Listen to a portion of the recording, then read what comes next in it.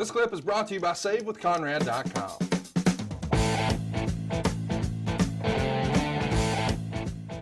The music, it was perfect. Speaking of perfect, this is about as cool of a tag team as we can get. Here's Jesse the Body with the Hart Foundation. Track it. Demolition are on notice. You're hungry. You're in shape. And I'd have to say your quest for the title is right on track. Especially since tonight, you're only facing a bunch of somersaulting sissies, the Rockers. A pair of tumbling teeny boppers are no match for the Hart Foundation. And Rockers, after your heart attack, you can join Demolition in the coronary unit. It sounds like angina to me. My God, all of these puns. You're right. It's over the top today. Yeah, a little bit, man. A little bit. Well, I think we're going to get a Rockers interview in a moment, but if we don't, you want to tell us about these Stoli Dolly? What is a Stoli Dolly? I understand it's Stoli, but what else is in it? Pineapple. Oh, and you just take your pineapples and then you fill it up with vodka, and then it just marinates for about 6 to 8 weeks, and then you just got straight vodka that's been marinating in pineapple juice. Well, how about the Rockers here with their homemade outfit? It seems as if you may be outgunned here tonight. This isn't the OK Corral, Mean Gene. Besides, we have all the ammunition we need.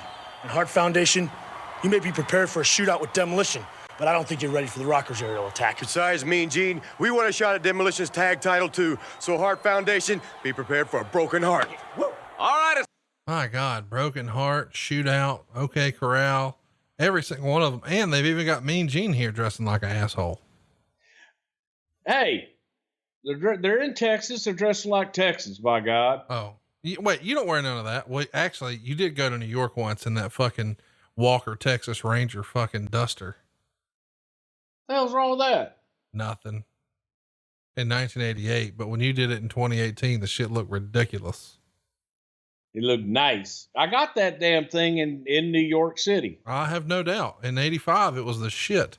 Hey, so help me up. By the way, we're talking over an all-time great Saturday night's main event match. It's not the very best one that the Rockers had. I think that was probably with the Brainbusters, but this is pretty good. Hart Foundation and Rockers. This is about to be some good shit, my friend. Yes, it is. And probably, you look at the guys, it's funny, as you sit there and talk about that, Brett and Sean and the history that they will have over the next 20 years. 6 years from now, they're going to be on top at WrestleMania 12 for the world title. But at this point, neither one. One of the greatest matches of all time. Most overrated pieces of turds. But this match in particular is going to showcase what both of these guys can do as tag team specialists. And I think really, for my money, this is when the Rockers were at their best in 1990. And I don't know if this is the best year the Hart Foundation ever had, but God, I don't remember them ever having a bad match. This is great stuff in any year. No, they were. And one of the things that took the Rockers to the next level was consistently every single night, no matter who they were working against or where they were, they would go out and steal the show and work their ass off to get the audience.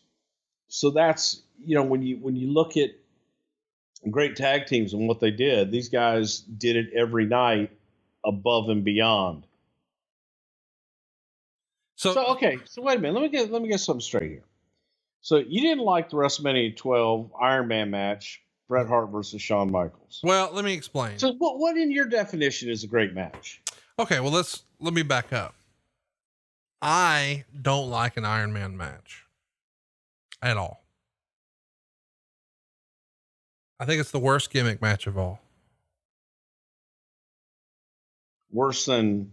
Yes. Worse than anything you're about to name. Here's match. Why. Oh, way worse than a pole match. Way worse. And here's worse why. Than a dog kennel match. Worse than a dog kennel match. And here's my reasoning. If, and I'm just saying if,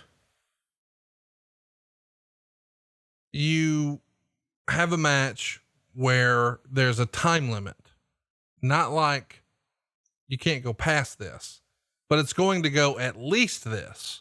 Now it becomes an NBA basketball game. And I don't give a shit how many NBA basketball games you watch. You just need to watch the last 5 minutes and you got it. So I don't want to watch 60 minutes of this when I can tune in the last 5 minutes and that's all I need to see. And I understand in theory that it could be way up 7-0, but at that point, if it's 7-0, I'm not going to keep watching because there's no way you can catch up on 7 pinfalls. It's over. Yes, you can. No, come on. I'm just saying the point is, I do think that there have been some Iron Man matches that were well done. I just think going all the way to the end, 0-0, while some wrestling purists say, oh, it's the best match ever. I think it's just overrated. And I think that it's because of my disdain, because here's the thing. I consider wrestling like a combat sport, almost like boxing or MMA. It could end at any minute, but if we know that, well, they're going to do this for 60 minutes, well, I'll catch you at 55.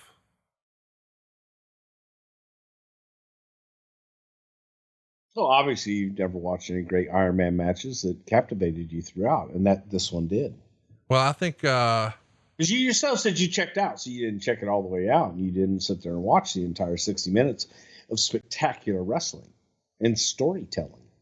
didn't they do it with, was WrestleMania 21 Kurt Angle, Shawn Michaels? That was one we just covered, wasn't it? That was awesome.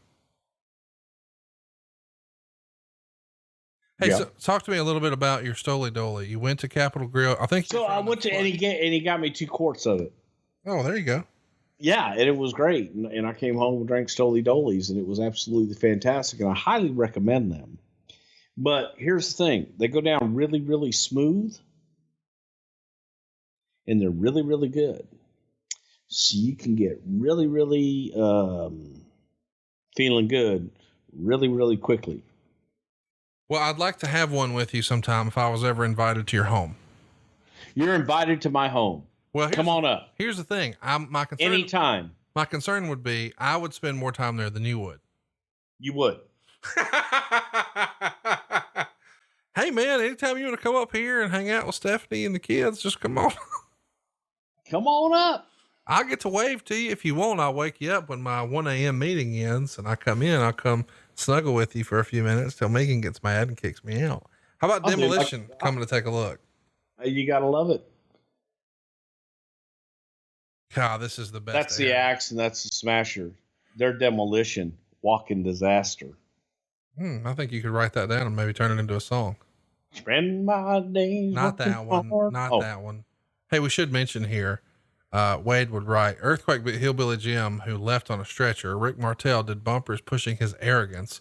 The Hart Foundation are mysteriously turning heel again as they did a heel interview with Ventura and fought the Rockers. And then he would write, the Rockers fought the Hart Foundation to a double DQ in a 4-star match. All 4 were great. It ended when Demolition, who were observing at ringside, were helping Michaels back into the ring. Jannetty thought they're hitting Michaels, so he had smash, and a brawl breaks out with Michaels versus Anvil, Hart versus Axe, and Smash versus Jannetty. No team was cast as heels, though the Hart Foundation seemed to be heading in that direction. And I got to tell you, man, and I know that, you know, at this point, they're not maybe once what they once were, but dude, if the British Bulldogs were here, could you not argue that these are the 4 best tag teams in wrestling? I mean, you could argue it. Yeah, absolutely.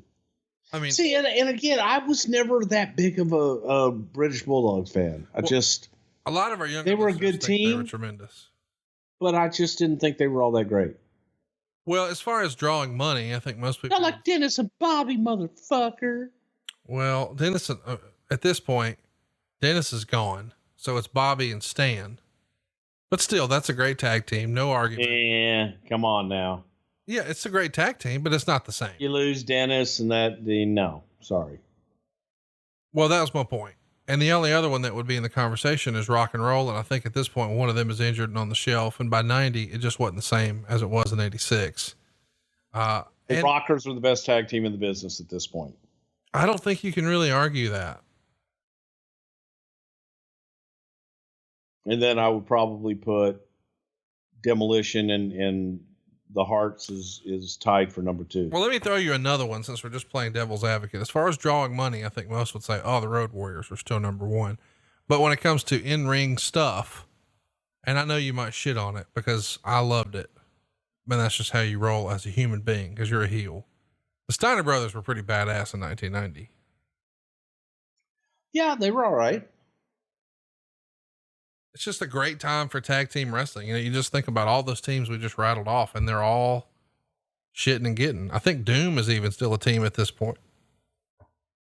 Well, this was right about the time that Butch Reed, first of all, some bitch was over in Florida. But this is about the time that Butch Reed was talking about like taking VHS tapes. Oh yeah. Renting them out to people. Mm-hmm. And they keep them as long as they want. And then they send them back and do a mail order type thing. He's going to call it tape flicks or something like that.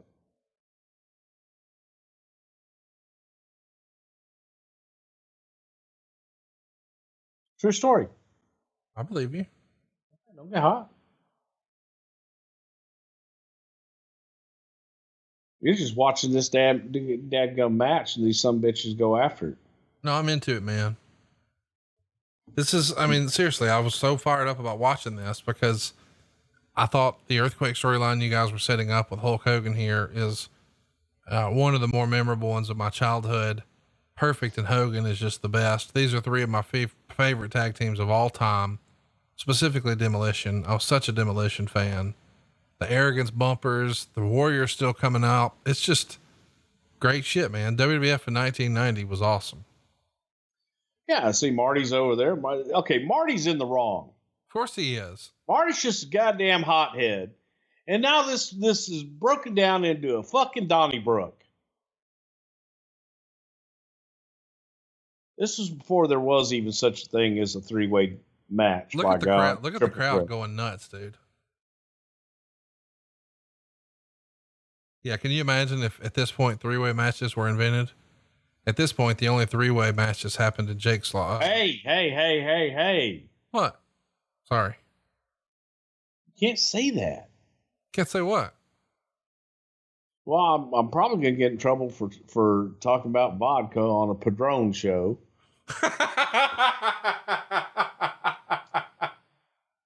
By the way, for some of you newer listeners here on ad-free shows, for years and years, we joked about the fact that when my dad understood that there was like a paywall version of our show on Patreon, one day after he's been drinking, he's like, how do I do some of that Patron? And we just stuck with it all this time. So you'll hear Tony Schiavone and Bruce Prichard occasionally refer to what we're doing here at adfreeshows.com. Hey, it's Conrad Thompson. Thanks for checking out the podcast here on YouTube. Be sure to hit the subscribe button and the notifications bell so you get a notice anytime we upload some new content. And go save yourself some money right now. If you're in a 30-year loan or you have credit card debt, it's not a matter of if I can save you money. It's a matter of how much. Find out right now for free at SaveWithConrad.com.